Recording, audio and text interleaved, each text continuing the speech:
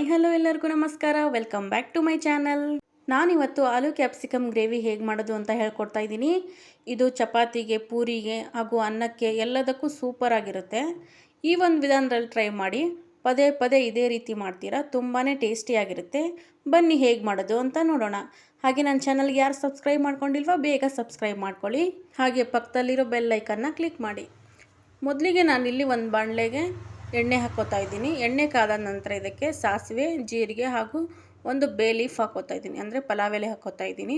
ಇದೆಲ್ಲ ಫ್ರೈ ಆದ ನಂತರ ನಾನು ಒಂದು ಚಿಕ್ಕದಾಗಿ ಕಟ್ ಮಾಡಿ ಇಟ್ಕೊಂಡಿರೋ ಈರುಳ್ಳಿನ ಹಾಕ್ಕೊಂಡು ಚೆನ್ನಾಗಿ ಇದನ್ನು ಫ್ರೈ ಮಾಡ್ಕೋತಾ ಇದ್ದೀನಿ. ಈರುಳ್ಳಿ ಎಲ್ಲ ಎಣ್ಣೆಯಲ್ಲಿ ಚೆನ್ನಾಗಿ ಕರ್ಗಿ ಹೋಗಬೇಕು, ಅಲ್ಲಿವರೆಗೂ ಫ್ರೈ ಮಾಡಬೇಕು. ಬಣ್ಣ ಏನು ಬರೋ ಅವಶ್ಯಕತೆ ಏನಿಲ್ಲ, ಸ್ವಲ್ಪ ಲೈಟಾಗಿ ಕಲರ್ ಬಂದರೆ ಸಾಕು.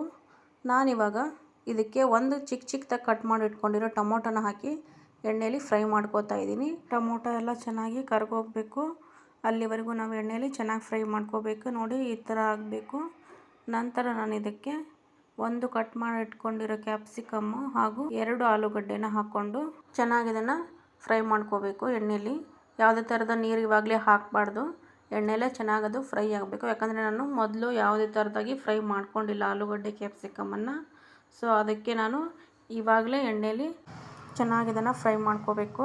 ನಂತರ ನಾನಿಲ್ಲಿ ಒಂದು ಚಿಟಿಕೆಯಷ್ಟು ಅರಿಶಿನ ಹಾಗೂ ರುಚಿಗೆ ತಕ್ಕಷ್ಟು ಉಪ್ಪನ್ನು ಹಾಕ್ಕೊಂಡು ಚೆನ್ನಾಗಿ ಇದನ್ನು ಮಿಕ್ಸ್ ಮಾಡ್ಕೋತಾ ಇದ್ದೀನಿ. ತರಕಾರಿಗೆಲ್ಲ ಉಪ್ಪು ಚೆನ್ನಾಗಿ ಹಿಡಿದ್ರೇ ಟೇಸ್ಟು ಚೆನ್ನಾಗಿರುತ್ತೆ. ಇದಕ್ಕೆ ಯಾವುದೇ ರೀತಿಯಾಗಿ ಮಸಾಲೆ ರುಬ್ಬೋದು ಆ ಥರ ಏನೂ ಇರಲ್ಲ, ಈಸಿಯಾಗಿ ಮಾಡ್ಕೊಂಡು ಬಿಡ್ಬೋದು ಇದನ್ನು. ನಂತರ ನಾನಿಲ್ಲಿ 1 ಸ್ಪೂನಷ್ಟು ಶುಂಠಿ ಬೆಳ್ಳುಳ್ಳಿ ಪೇಸ್ಟ್ ಹಾಕ್ಕೊಂಡು ಹಸಿ ಸ್ಮೆಲ್ ಹೋಗೋವರೆಗೂ ಇದನ್ನು ಚೆನ್ನಾಗಿ ಫ್ರೈ ಮಾಡ್ಕೋತಾ ಇದ್ದೀನಿ.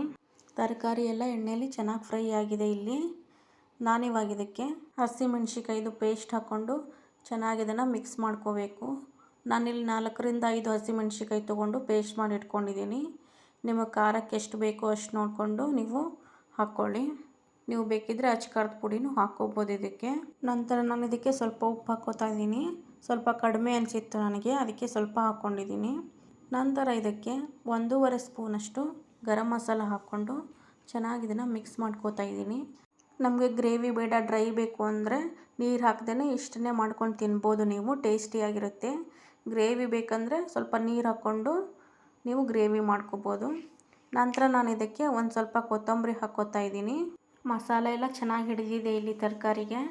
ನಾನಿವಾಗ ಇದಕ್ಕೆ 1 ಗ್ಲಾಸಷ್ಟು ನೀರು ಹಾಕ್ಕೋತಾ ಇದ್ದೀನಿ. ಯಾಕಂದರೆ ನಮಗೆ ಗ್ರೇವಿ ಬೇಕು, ಆದ್ದರಿಂದ ನೀರು ಹಾಕ್ಕೊಂಡು ಕೊನೆಯದಾಗಿ ಇದಕ್ಕೆ ಒಂದು ಸ್ವಲ್ಪ ಕಸೂರಿ ಮೇಥಿ ಹಾಕ್ಕೊಂಡು ಕೊನೆಯದಾಗಿ ಇದನ್ನು ಚೆನ್ನಾಗಿ ಮಿಕ್ಸ್ ಮಾಡಿ ಒಂದು ಲಿಡ್ ಕ್ಲೋಸ್ ಮಾಡಿಬಿಟ್ಟು 10 ನಿಮಿಷ ಮೀಡಿಯಮ್ ಉರಿಲಿ ಬೇಯಿಸ್ಕೊಂಡ್ರೆ ಬಿಸಿ ಬಿಸಿಯಾಗಿರೋ ಆಲೂ ಕ್ಯಾಪ್ಸಿಕಮ್ ಗ್ರೇವಿ ರೆಡಿ. ತುಂಬಾ ಟೇಸ್ಟಿಯಾಗಿರುತ್ತೆ ಈ ಗ್ರೇವಿ. ಎಲ್ಲ ತರಕಾರಿನೂ ಹದವಾಗಿ ಬೆಂದಿದೆ.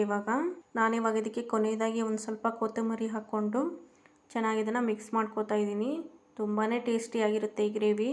ಬಿಸಿ ಬಿಸಿ ಅನ್ನಕ್ಕೆ ತುಪ್ಪ ಹಾಕ್ಕೊಂಡು ಈ ಗ್ರೇವಿ ತಿಂತಾಯಿದ್ರೆ ತುಂಬಾ ಚೆನ್ನಾಗಿರುತ್ತೆ. ಹಾಗೂ ಪೂರಿ ಚಪಾತಿ ಜೊತೆಗೂ ಸೂಪರಾಗಿರುತ್ತೆ. ನೀವು ಮನೇಲಿ ಟ್ರೈ ಮಾಡಿ, ತುಂಬಾ ಚೆನ್ನಾಗಿರುತ್ತೆ. ಹಾಗೆ ಯಾರೆಲ್ಲ ನನ್ನ ವಿಡಿಯೋ ನೋಡ್ತಿದ್ರೋ ವಿಡಿಯೋಗೊಂದು ಲೈಕ್ ಮಾಡಿ, ಶೇರ್ ಮಾಡಿ, ಕಮೆಂಟ್ ಮಾಡಿ ಹಾಗೂ ಸಬ್ಸ್ಕ್ರೈಬ್ ಮಾಡಿ. Thank you for watching.